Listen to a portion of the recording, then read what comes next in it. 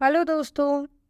आप लोग सुनेंगे धर्मा सीरीज का दूसरा भाग, धर्मा का महायुद्ध अनकही कथा भाग 2, 31 अक्टूबर से मेरे यूट्यूब चैनल निशा शास्त्री ऑडियो स्टोरीज पर। उससे पहले इस सीरीज का ग्रह इरिट्रिया के बारे में थोड़ा सा जान लेते हैं। फ्लोरमान कॉन्ताना, जो जॉर साम्राज्य का सुप्रीम कमांडर था, मर्कल से युद्ध हार गया था। उसका राजनीतिक प्रतिद्वंदी रॉल्फ इस मौके का फायदा उठाता है और फ्लोरमान कॉन्ताना को चुनाव में हरा देता है और सुप्रीम कमांडर बन जाता है। उसने जॉरियन लोगों से यानी नमू लोगों से ये वादा किया था कि वो मर्कल को युद्ध में हराकर जॉर की हार का बदला लेगा। परंतु मर्कल के पास ऐसे युद्धक विमान थे जो प्रकाश गति से तेज चलते थे और उन्हें परास्त करना संभव नहीं था। तब रॉल्फ की कंपनी ने इरिट्रिया ग्रह पर ऐसे पदार्थ की खोज कर ली थी जो जॉर को भी प्रकाश गति से तेज विमान बनाने में मदद कर सकता था। रॉल्फ ने जॉर की अजय सेना की टुकड़ी इरिट्रिया पर हमला करने के लिए भेज दी थी। इस टुकड़ी ने इरिट्रिया पर हमला कर दिया, परंतु इरिट्रिया ने उन्हें युद्ध में हरा दिया। इसके साथ ही रॉल्फ को इस हार के लिए उसी के लोगों ने मृत्युदंड दे दिया। नोकोविच, जो रॉल्फ का बेटा था, अत्यंत प्रतिभावान और कुशाग्र, उससे न सिर्फ प्रकाश गति से तेज उड़ने वाले विमान बना लिए, अपितु एक ऐसा हथियार बना लिया जो पूरी फ्रान गैलेक्सी को ही नष्ट कर सकता था।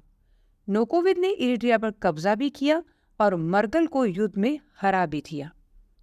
प्रोफेसर बोरो ने इरिट्रिया को नोकोविच के क्रूर चुंगल से छुड़ाने का प्रण लिया, परंतु जब धर्मा इरिट्रिया पर आया तो उसने पाया कि इरिट्रिया के लोग नोकोविच के शासन से उतने दुखी नहीं थे।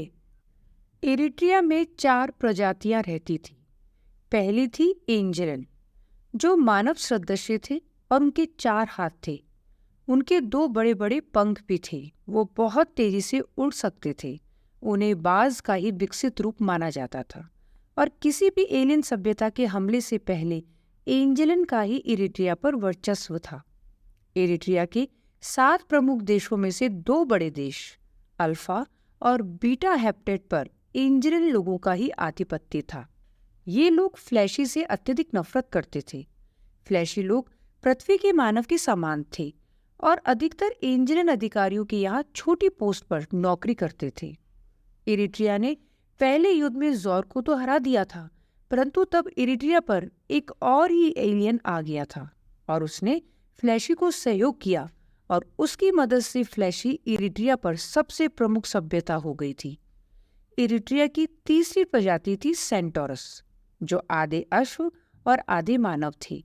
हालांकि इनकी संख्या कम थी और ये अधिकतर कृषि कार्य में रहते थे या किसी फौज में सिपाही के रूप में कार्यरत थे। इरिट्रिया की चौथी प्रजाति समुद्र तल पर निवास करती थी। ये लोग आधे मनुष्य और आधी मछली थे। नोकोविच की इरिट्रिया पर हमले से पहले उस दूसरे एलियन के कारण फ्लैशी पूरी तरह से इरिट्रिया पर प्रभुत्व संपन्न थे। फ्लैशी लोगों ने अपने धर्म बॉफ को फैला दिया और बॉफ का शासन ही इरिट्रिया पर लागू कर दिया।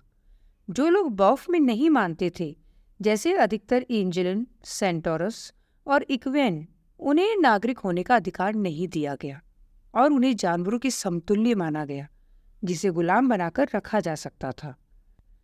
एंजेलन लोगों को फ्लैशी ने सबसे ज्यादा प्रताड़ित किया था।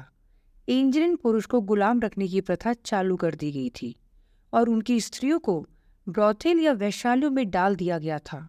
उन लोगों के पास कोई अधिकार नहीं थे। सेंटोरस अधिकतर तो लुप्त प्राय हो गए थे। उन्हें फ्लैशी लोग मजे के लिए अपनी सवारी के रूप में प्रयोग में लाते थे। उनके पास एंजेलन गुलामों की भांति कोई अधिकार नहीं था। कोई भी फ्लैशी किसी भी एंजेलन या सेंटोरस का शिकार कर सकता था। एक्वियन लोगों को भी फ्लैशी लोग जॉरियन साम्राज्य या मर्कल रेल्म में एक्सोटिक मछली के रूप में बेच देते थे। इनका शिकार भी फ्लैशी लोग कभी भी कर सकते थे। नोकोविच के हमले के बाद उसने इरिट्रिया पर कब्जा कर लिया और फ्लैशी लोगों के इस अत्याचार को समाप्त कर दिया। उसने वहां पर इलेक्शन करवाने की व्यवस्था की और उस इलेक्शन में एक एंजेलन कौर ने चुनाव जीता।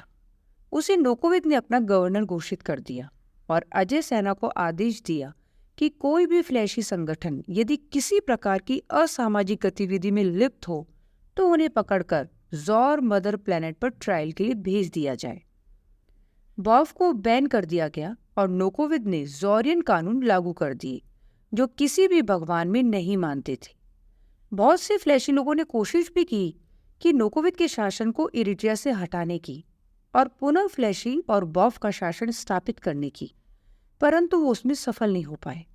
प्रोफेसर बोरो को मर्कल ने बहुत सा पैसा दिया, परंतु बोरो फिर भी सफल नहीं हो पाया। तब बोरो ने बॉफ के अनुसार सन ऑफ गॉड को बुलाने के लिए जोरो को पृथ्वी पर भेजा, जहां सन ऑफ गॉड पल बढ़ रहा था। धर्मा क्या नोकोविद के शासन से इरिट्रिया को मुक्त करा पाएगा? क्या वाकई नोकोविद एक विलन है या हीरो? धर्मा ने प्रोफेसर बोरो को ही नोकोविद के हाथों पकड़वा दिया था। उसका क्या प्लान था? क्या धर्मा ही इस कहानी का विलन है? सुनिए ये अति विस्मयकारी और रोचक सीरीज धर्मा का महायुद्ध अनकही कथा भाग 2 मेरे YouTube चैनल निशा शास्त्री ऑडियो स्टोरीज पर 31 अक्टूबर से। Thank you.